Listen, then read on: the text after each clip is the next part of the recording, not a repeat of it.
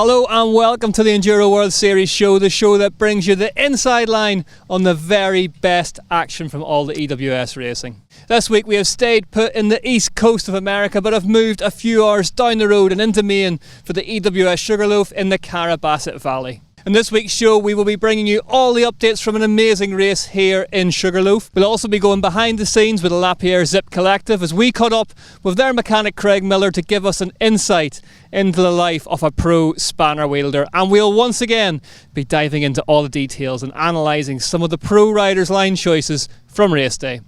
But before all that, we headed down to the track to meet some of the fans at the EWS here in Sugarloaf to find out just what has them so excited about bike racing in this part of the USA.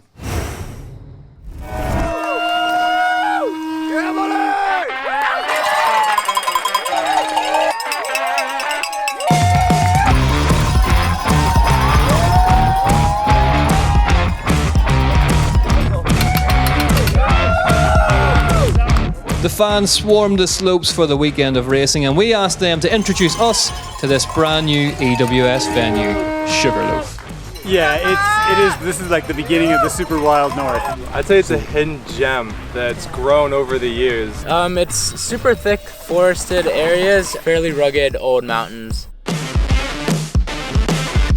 They say Sugarloaf's one of the gnarliest because it's got a lot of vertical and a lot of technical. The tracks are steep, rocky, rooty, loose, raw. Pretty rooty, rocky. Pretty loamy, pretty loose, pretty rocky. Steep, slidey, fast, technical, And slick. I'd say a little soupy in some spots. Pretty aggressive. gnarly. Definitely aggressive. It feels like the dirt's a little different than like Vermont, so they're at Burke last week. It's a lot chunkier here, a little more coverage I would say. Loamers. really fun watching these best people in the world come to Sugarloaf. It's awesome.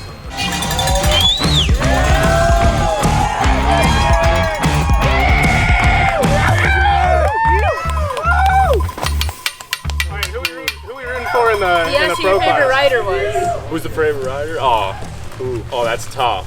Yours is Richie Rude. Yeah, Richie Rude. Yeah, Richie Rude. Daddy Richie Rude. Obviously got to root for Richie. Richie Rude. Richie Rude. Gotta say Richie, his family's right here, so I can't say anything else. I go with the homeboy Richie. Jesse and Jack and Party Boy. Moi Moi, obviously. Jesse. Sand Hill, for sure. No doubt. Big fan. I like Ella Connolly. I think Yeah. she's really cool. Richie Rude for sure. Richie Rude. Richie Rude. Sure. I'm not a huge mountain bike fan, but I'm just out here supporting them That dude was flying right there. You should have seen that guy. Holy smokes. The fans are certainly excited for racing here in Sugarloaf. It's amazing to see some of the famous American enthusiasm for the EWS on our first ever visit to this corner of the country. Sugarloaf has provided us with an amazing race course designed and built by MTB legend and Olympian Adam Craig. So let's not wait any longer and get into the racing. Here's how the race panned out for the pro men's and pro women's EWS Sugarloaf. Racing got underway here in Maine yesterday afternoon with the pro stage. Rock Lobster was a high-octane slice of everything that makes riding bikes in Sugarloaf so good. Gloria Scarzy continued to make a name for herself with a third place on the pro stage. Second position went to the defending champ and a racer that we really have yet to see the best from in 2022, Melanie Poujan. But out front it was a huge ride from Isabelle Courdurier. Still racing through the pain barrier, she proved yet again that she wasn't up for giving up her yellow plate anytime soon. In the pro men's race, racing at home for the consecutive weekend was Richie Rude. He won EWS Burke. Could he make it a historic US double? The man he's trying to catch in the overall, Jesse Melamed, was one spot up the road and had added some additional points to that lead. But no one could catch Pivot Factory Racing's Matt Walker. The Kiwi beat Melamed to the line by 900ths of a second to claim his first ever stage win. The second day of racing at EWS Sugarloaf, the first of which was Rookie River at 1.8 kilometres in length. After that it was stage 3, the 355, which was the Queen stage, and the longest of the race at 4 kilometres. Jackpot was stage 4, before the ominously named Crusher DH for stage 5. The final stanza would be a rerun of Rock Lobster as stage 6. Giant Yundano was up for day 2. He stormed home to a third place in the opener, just ahead of Jack Moyer. Richie Rude was second on the stage and now up to second in the overall. Melamed was clinical, 6/10 to the good, Jessie led. Ibis's Rafaela Richter was continuing her fine run of form and was third on the opening stage. Isabelle Courdurier knew that this block of racing in Canada and the US would be crucial to her title aspirations. First on stage 2, just ahead of Bex Barona, was a good start. Isabelle Courdurier's lead was cut by 5 seconds on stage 3. Second on the 355 was Ella Connolly. She crashed during the pro stage, but was now on the hunt for some time. The stage win and the overall points went to Bex Barona, who was now firmly locked on to Courdurier's lead. Frenchman Irene Menju beat Martin Mayes home to second on the stage. Sensing trouble for Melamed, Richie Rude landed a hammer blow off a stage win. Courdurier and Barona remained locked together on stage 4. The Frenchwoman beat the British rider home by just under 2 seconds to bolster her lead. Morgan Schauer, who'd been having a quieter day on the stages by her standards, took the win on 4. Because EWS Sugarloaf hadn't served up enough drama, there was more of it on Jackpot. Richie Rude lost 6 seconds and rolled in 22nd, having lost the front end. Jessie Melamed won the stage to promptly capitalise. Sam Hill came second on the stage. Rude's slip hadn't been as costly as Melamed's. He now led the race by 20 seconds from the Canadian. Morgan Schauer finished the 5th stage in 3rd, just behind Isabelle Courdurier. The Lapierre Zip Collective rider was now 10.7 seconds to the good in the overall. Ella Connolly won stage 5 and was charging hard. Jack Moyer, who had a nightmare start to the day, won the stage. Ewan Deneau and Jessie Melamed followed Moyer to the line, which meant that the latter now led the race. Isabelle Courdurier still led. The positions behind her had fluctuated, but the lead had held and was now looking stable at 14 seconds. The pro men's race had seen names tumbling left, right and centre all day. But finally, with one stage to go, Jessie Melamed led from Martin Mayes. Morgan Schauer finished the final stage of the race in 3rd. Ella Connolly won the final stage in a race that she had really ridden herself into. There was no stopping Isabelle Courdurier, who won her 3rd EWS of the year at the end of a block of racing that at one stage it looked unlikely she'd even attend. Jack Moyer won the final stage again this year. It may not have been the result he wanted at the start of the weekend, but proof once more that the speed is definitely there. Martin Mayes followed him home and was rewarded for having the most consistent, drama-free afternoon of the big names. Jessie Melamed was 3rd on the stage and secured himself the win in the process. At one stage, all had looked lost for the Canadian, but he had dug deep and stuck to the plan. The reward would be vital breathing space at the front of the overall standings. The pro women's results then: Courdurier from Barona from Connolly. Scarzy and Cook both completed standout rides. Morgan Schauer lost some ground on Courdurier with an 8th place finish. Melamed takes top honours from Mayes and the superb Walker. Alex Rudeau, an EWS E winner from earlier in the year, took 4th. That leaves the overall pro women's looking like this. It's a case of mission successful for Courdurier.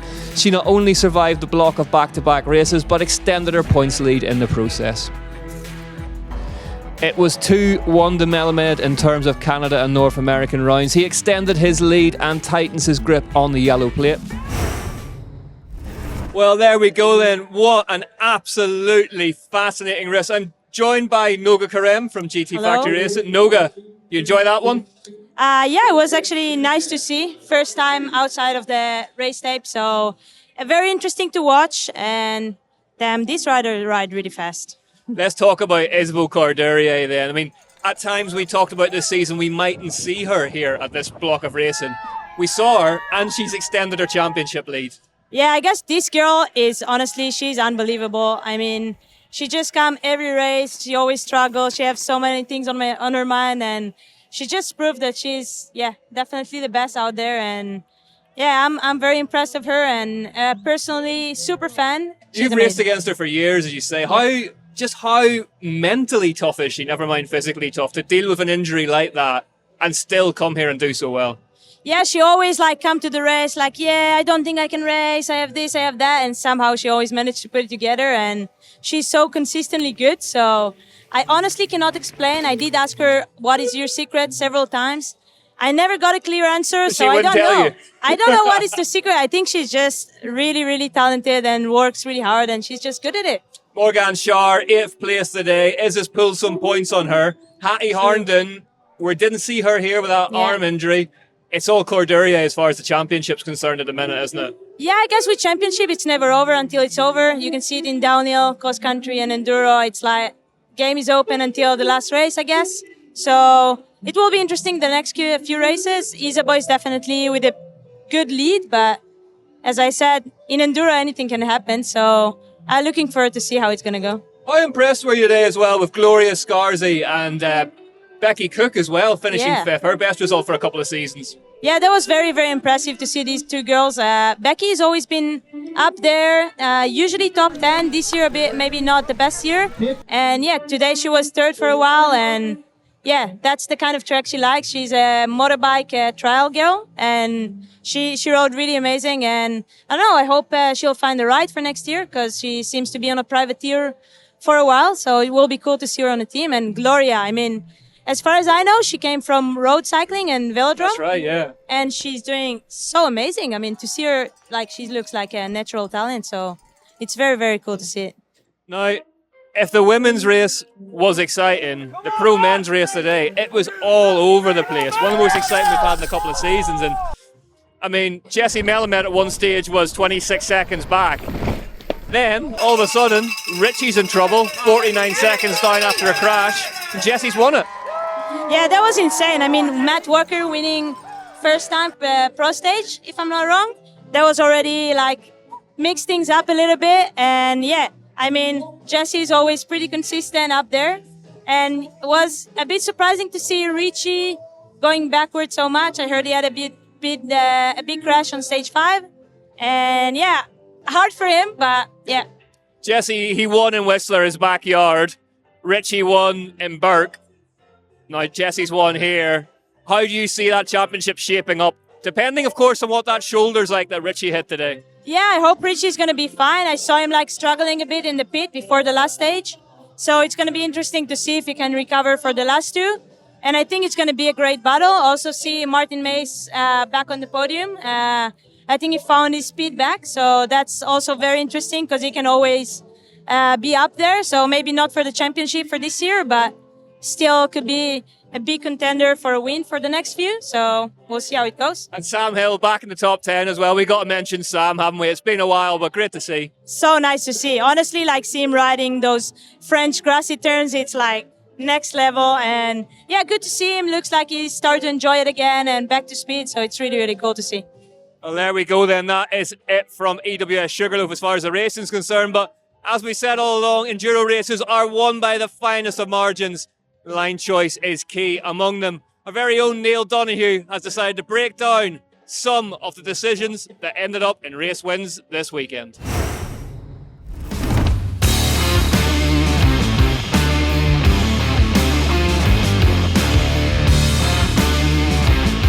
Line choice is especially important this weekend. After 24 hours of solid rain on fresh tracks, conditions on course are an ever-evolving beast. We sent our camera crew up to capture how the pros work it out. Yo! Yeah, first choice is stay alive.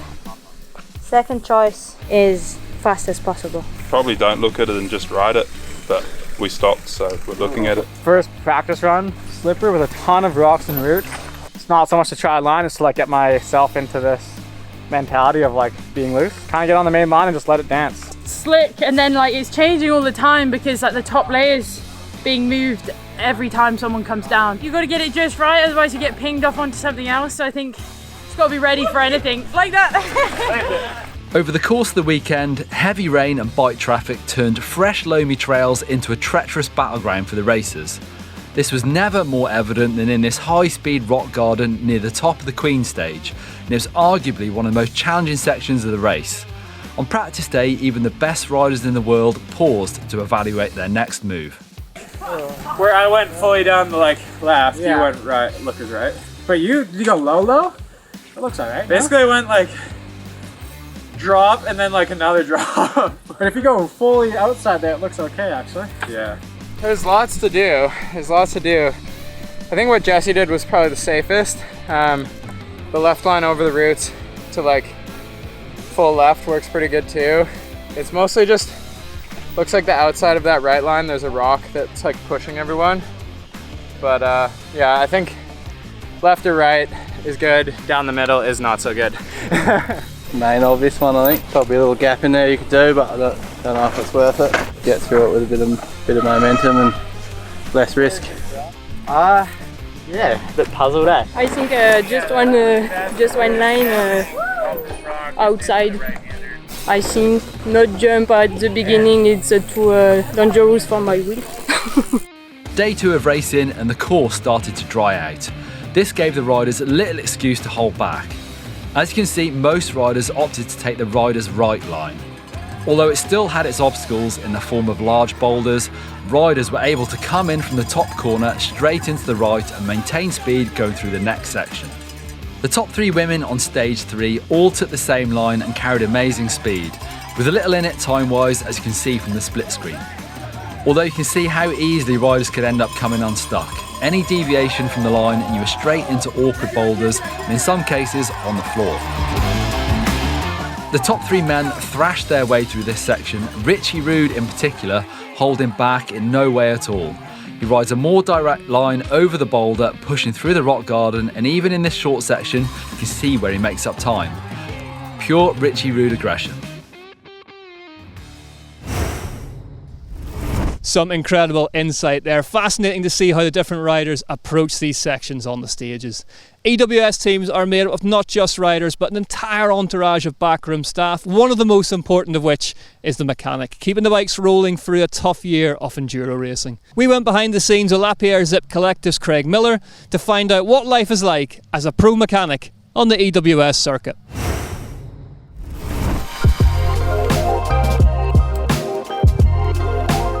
It is very important to have a good mechanic. It's basically 50% of the job because the bike is like 50% of you. You are racing it, but for sure if your bike is not able to make it down, there is no way you can like win.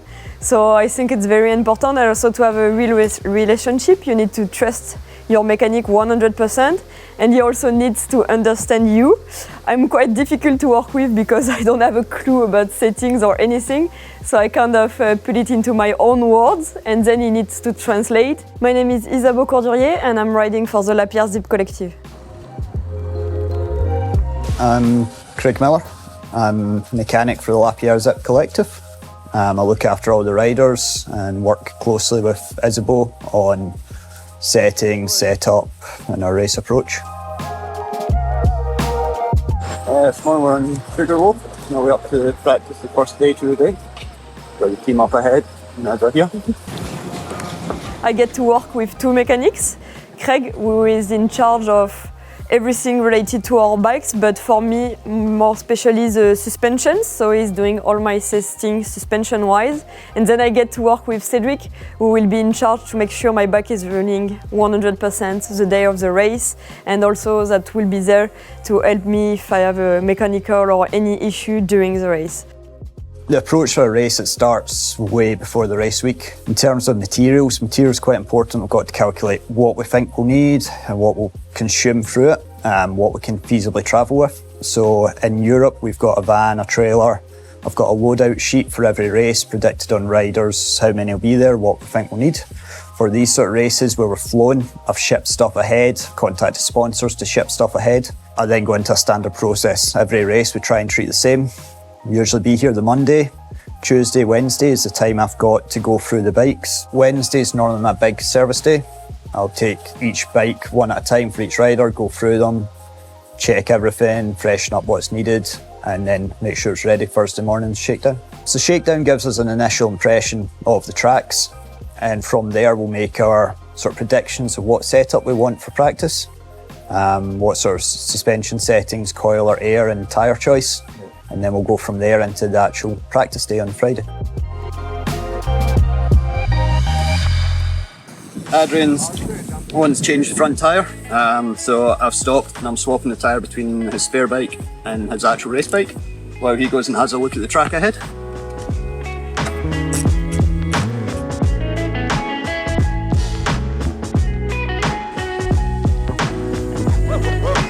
And then Saturday we've got the pro stage starts. So we'll do one practice run in the morning, and then we'll maybe have 2 hours before the guys go again for the race run. Go through everything with a fine-tooth comb, check that there's no damage that we haven't spotted, and if there is, we've always got to have other parts ready to swap on. Final bolt check, just going through all the bolts, make sure nothing's loosened off.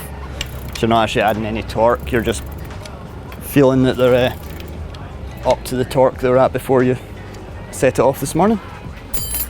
If everything's good, sticker the bikes up. The bikes get a sticker on them on frame, chainstay, fork, front wheel, rear wheel, and after that sticker goes on, we can't change any parts without taking a time penalty. And when we go out, we'll do the pro stage, and then Saturday night, usually there's not too much to change, usually it's all been done the night before, and it'll be a quick check over, make sure everything's as it should be, and then the guys are out on Sunday.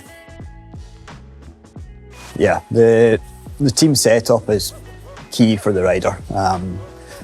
90% of racing is confidence. The guys need to be here, be confident in everything that's around them, feel comfortable. It's like a good mechanic's not going to win you a race, but if you're not confident they remember to tighten your bolts up, you're not going to go as committed as these guys need to go to win the race. For me, the most important thing that I like on my bikes is when my brakes are really well done and where I have a very small leverage to brake. And I know it's always quite something I asked, and that's my favorite part. When I get on my bike on race day, touch my brakes and the feeling is absolutely perfect, then I'm like, okay, let's go full on. Thanks for joining us here at the EWS Sugarloaf. The EWS season now takes a short break as we head across the pond to Europe, where we'll wrap up the season. We'll be back on the 17th of September in Crans-Montana, Switzerland, for our next instalment of Enduro racing, where we'll not only have the EWS, but we will also see the return of our e-bike race series, the EWSC, after the mid-season break. With only 2 rounds remaining in both championships, we expect the racing to be closer than ever as our riders battle it out for the EWS and EWSE championships. We'll see you there.